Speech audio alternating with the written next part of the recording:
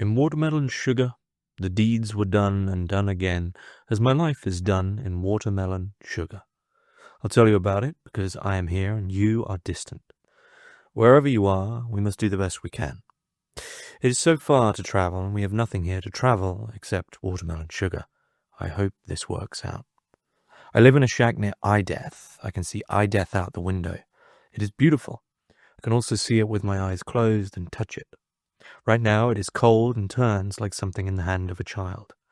I do not know what that thing could be. There is a delicate balance in iDeath. It suits us. The shack is small but pleasing and comfortable as my life, and made from pine, watermelon sugar, and stones as just about everything here is. Our lives we have carefully constructed from watermelon sugar, and then travelled to the length of our dreams, along roads lined with pines and stones. I have a bed, a chair, a table, and a large chest that I keep my things in. I have a lantern that burns watermelon trout oil at night. That is something else. I'll tell you about it later. I have a gentle life. There's the opening there to Richard Brautigan's In Watermelon Sugar, which was written in 1964. Brautigan is also known for Trout Fishing in America and many other books, and this was originally published in 1968. This is an elusive, slippery, strange, countercultural, very short novel, which is often understood as postmodern. I would agree with that. But also understood as post-apocalyptic, which is something I don't necessarily agree with. But largely, I would describe it as slippery.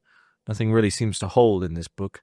And even though, like some of the other things I've read, there is the unnamed narrator's ex-girlfriend, Pauline. There is his ex-girlfriend, Margaret. There are other characters, such as a chef who just cooks mainly carrots, a woman who holds a lamp.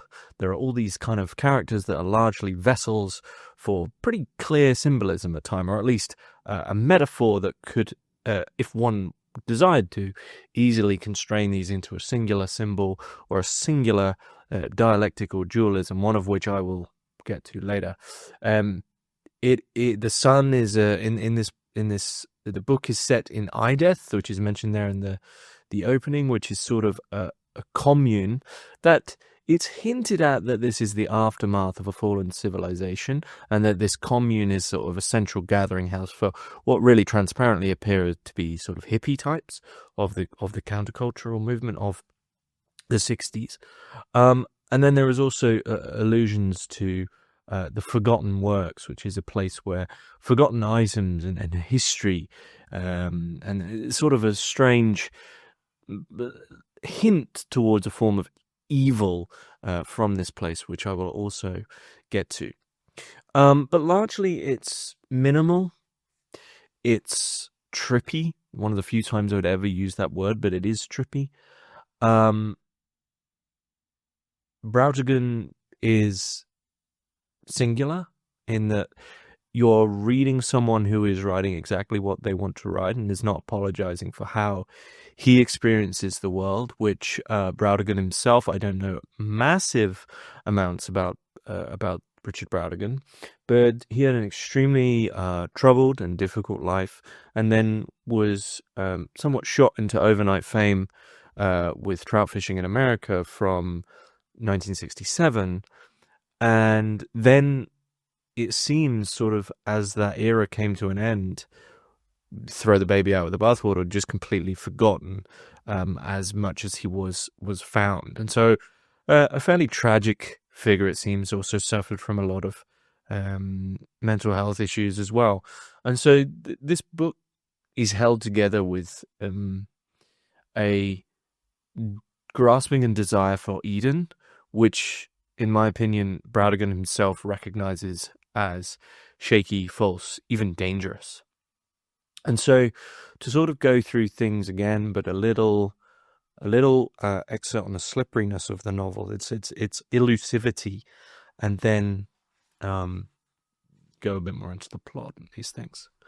This is from a little section called My Name. And so the book itself is but 130 or so pages. But a lot of these, it's just separate sections. Some are honestly just a 5-sentence paragraph. And so if you were to put it all together, it's probably about an 80-page book. This is from a little section called My Name. I guess you are kind of curious as to who I am, but I am one of those who do not have a regular name. My name depends on you. Just call me whatever is in your mind. If you are thinking about something that happened a long time ago, somebody asked you a question you did not know the answer, that is my name. Perhaps it was raining very hard. That is my name. Or somebody wanted you to do something. You did it. Then they told you what you did wrong. Sorry for the mistake. And you had to do something else. That is my name. Perhaps it was a game that you played when you were a child, or something that came idly into your mind when you were old and sitting in a chair near the window. That is my name. Or you walked someplace. There were flowers all around. That is my name. Perhaps you stared into a river. There was somebody near you who loved you. They were about to touch you. You could feel this before it happened, then it happened. That is my name. Or you heard someone calling from a great distance. Their voice was almost an echo. That is my name. Perhaps you were lying in bed, almost ready to go to sleep, and you laughed at something, a joke unto yourself, a good way to end the day. That is my name. Or you were eating something good, and for a second forgot what you were eating, but still went on, knowing it was good. That is my name. Perhaps it was around midnight, and the fire tolled like a bell inside the stove. That is my name. Or you felt bad when she said that thing to you. She could have told it to someone else, somebody who was more familiar with her problems. That is my name. Perhaps the trout swam in the pool, but the river was only 8 inches wide, and the moon shone on iDeath, and the watermelon fields glowed out of proportion, dark, and the moon seemed to rise from every plant. That is my name. And I wish Margaret would leave me alone. Margaret being there his ex-girlfriend, who, Margaret is really if there is a central tension of the novel, Margaret is the central tension, not as the narrator's ex-girlfriend, but as this figure who consistently positions herself between iDeath, which in my opinion is the metaphorical symbol of a countercultural, let's just use the word hippie, commune amidst the 60s, and the place called the Forgotten Works. And the Forgotten Works is filled with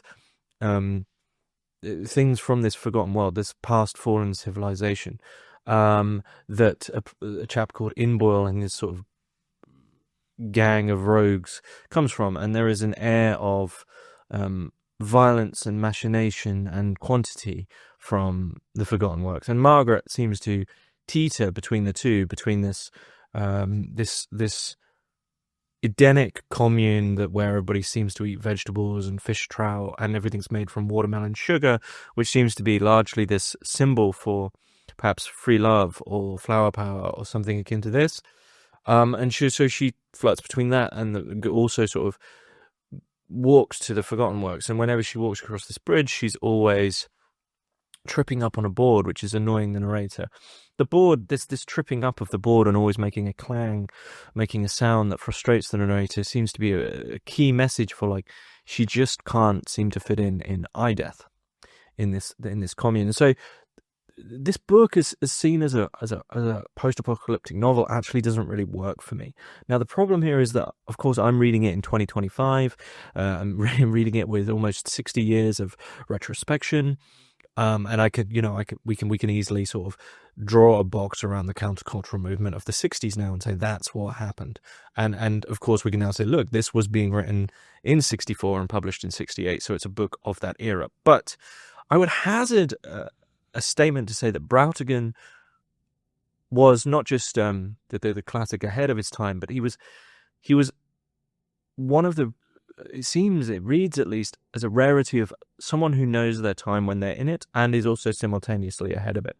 And so Brautigan, living amidst this countercultural movement of the 60s, being completely amidst it, with In Watermelon Sugar, seems, and some people I imagine will have commented on this, but the popularity of this novel seems strange because it does appear to allude to the willful ignorance and slippery nature of those real communes that iDeath in the novel is sort of based on.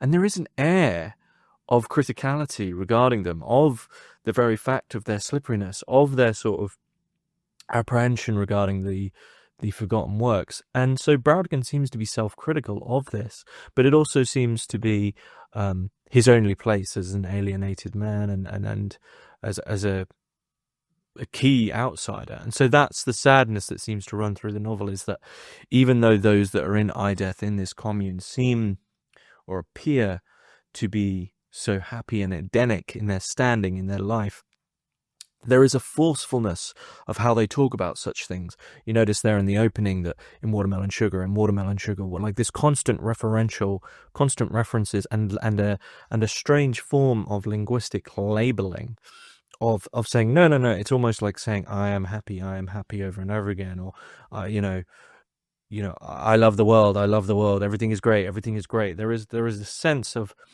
that building and trembling along, but it never really comes to a fever pitch and breaks or anything like that. And so you're left with, what is this minimalism? Why is there such a sparseness to the language?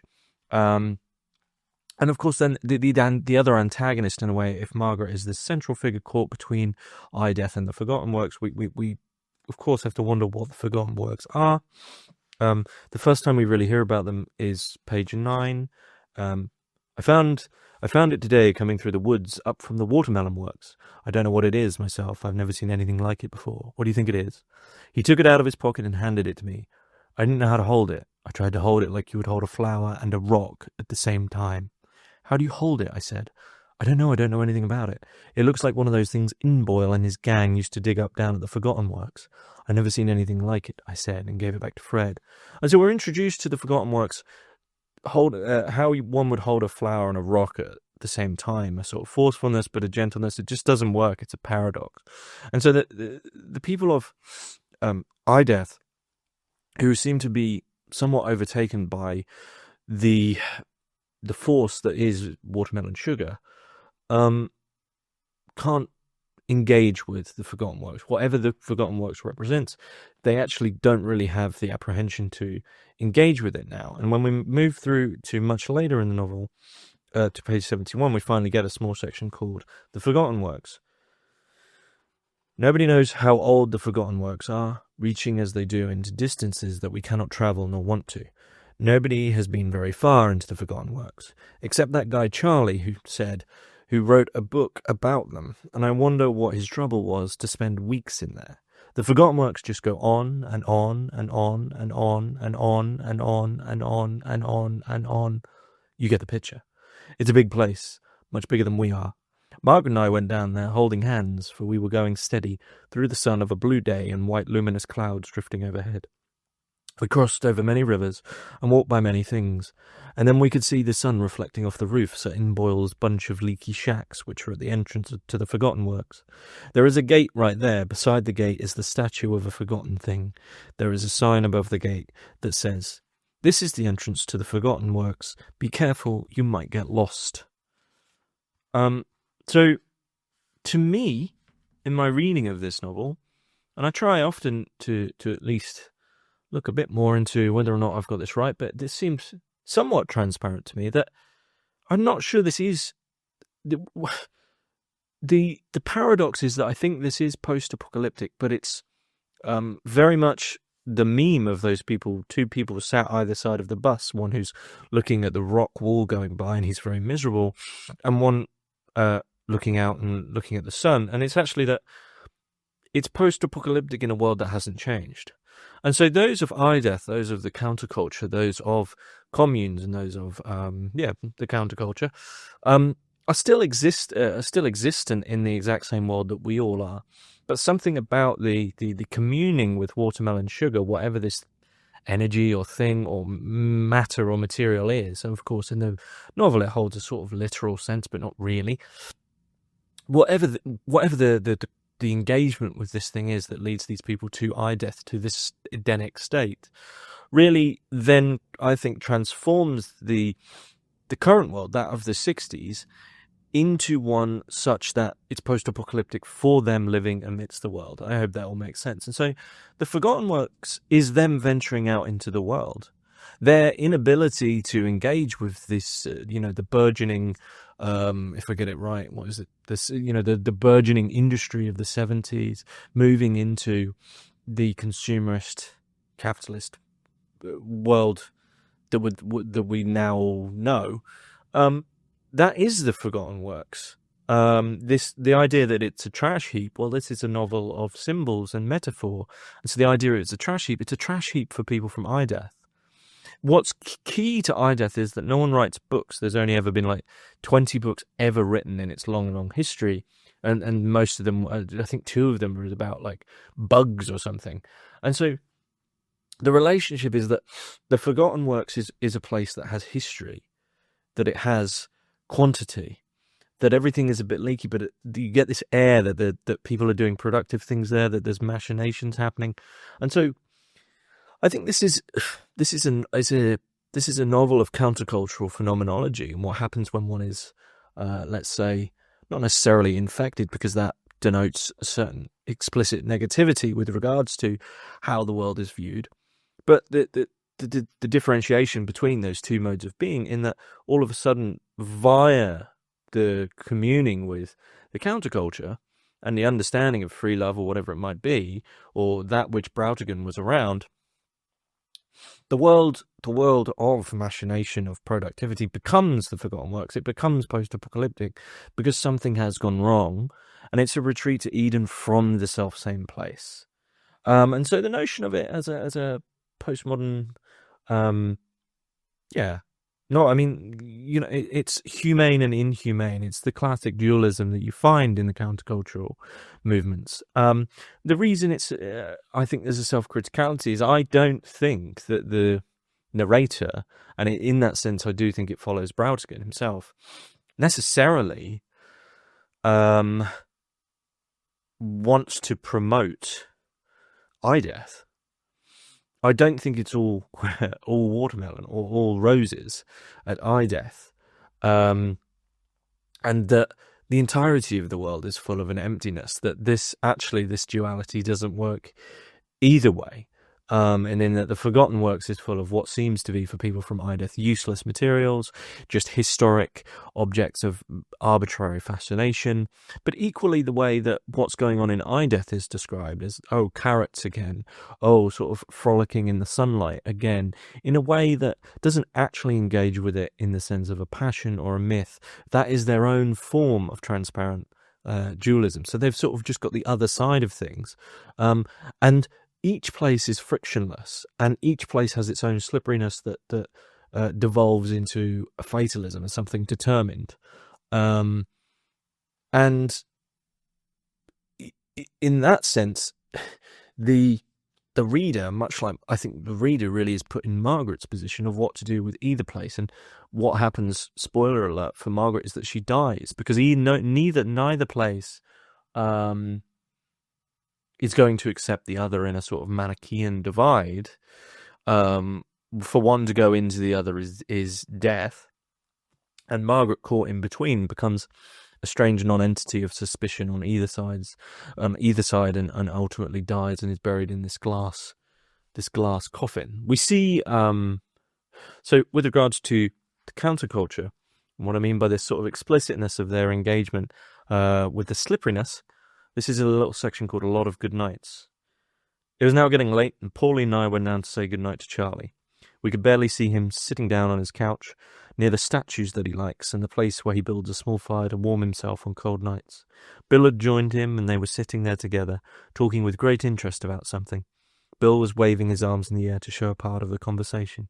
We came down to say good night, I said, interrupting them. Oh, hi, Charlie said. Yeah, good night. I mean, how are you people doing? Okay, I said. That was a wonderful dinner, Bill said. Yeah, that was really fine, Charlie said. Good stew. Thank you. See you tomorrow, I said.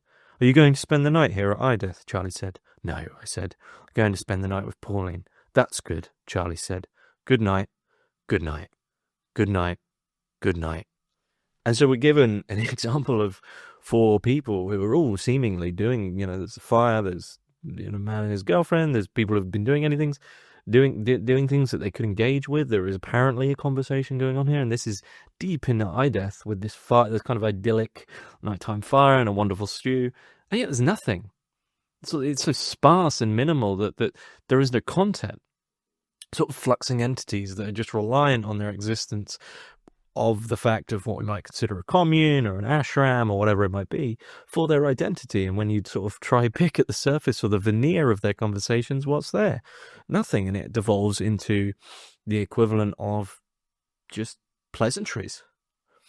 And so that's how, in my opinion, Brautigan consistently talks about what life is like in iDeath, is this emptiness. And it's, I think, up to the reader to decide whether there is something productive with regards to worldview and being alive and living there. I personally don't think he leans towards that there is. I think it's devolving. As soon as sort of questions or friction comes up, you don't fit in iDeath anymore. It's expelled from Eden for what exactly? An engagement? But then when we go through to later on, this is page 59 in a little section titled 9 Things. This is just one paragraph that interested me. I have 9 things, more or less. A child's ball, I can't remember which child. A present given me 9 years ago by Fred. My essay on weather. Some numbers, 1 to 24. An extra pair of overalls. A piece of blue metal. Something from the Forgotten Works. A lock of hair that needs washing. And so there's this absurdity that if it had more of if it lent more towards social critique, this would become something like an assessment solely of what the counterculture movement is, more like maybe Bukowski's realism. If it lent more towards absurdism, this would be a novel that you could completely, even though it is experimental, you would say that it's almost like an experimental prose or poetry piece. But it doesn't. It sits in this middle ground. And what I truly believe is that if one is to read this novel in the 60s and be part of whatever the equivalent of iDeath is, one would read it in such a way as to find it. The slipperiness of it allows for it to become really what the reader wants. And in that sense, when you step back, you realize the self-aggrandizement of either side. There might even be those who sort of are supportive of the Forgotten Works. Certainly would be those who are supportive of whatever iDeath is.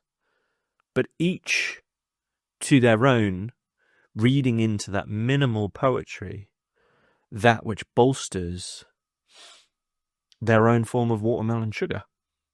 Whatever it is whatever the sugary form that has sort of somewhat possessed them, you're constantly clawing, because it's so detached, you're constantly clawing for an attachment. You can attach to either side of this binary split between iDeath, the Commune, or the Forgotten Works. Or if you don't want to do that and you want to remain critical, but somehow still remain sort of alien to it, well, you end up in the position of Margaret, caught between. But it's difficult, I think, for the reader to give themselves over at all. And I do believe that it reads for me in such a way that Brautigan has consciously made the decision to write it in this way. As such, I believe it's not necessarily scathing, but an extremely tongue-in-cheek indictment of the very culture that Brautigan was within. And so the fact that he was dropped or, ushered away as a writer, I mean, I haven't read anything else by Brautigan, is surprising. I mean, this seems to be one of the great retrospectives of the 60s, an agent on the inside, so to speak. But it's simple. It's a simple story, really. One of lovers, one of, absurd little characters like the chef, or this little, really the town of iDeath, and the absurd caricature that is the Forgotten Works and Inboyle and his gang. Every little section has something to sort of hold on to, and little extra snippets of absurdity that bring about interest. But for me, there wasn't much humour here with regards to the absurdism, We see a lot of that especially in the music of the day, as a humor. That's not to say it's unfunny or dry. It's certainly not dry. It's very fruity and like citrusy, but I don't think it's funny. I don't think you read it in the sense of absurdist. Some absurdist book might seem funny just for the fact of its absurdity. Kafka can do that. There's something just not funny. It's the strange literalism of what is happening. Puts you at odds, and for me makes it just a bit sad. And none of it is that attractive. And that placed in the position of an alien, you don't really know what to do with it. But it's in that not knowing what to do with it that I think you're given an insight into the dangerous slipperiness of the countercultural movement itself. And for that, if there was a conscious decision on Brautigan's part, it's masterful. But it's a short little book. And it's good fun. And it's strange. And it's very slippery. And that is my thoughts on Richard Brautigan's In Watermelon Sugar. Thanks for listening.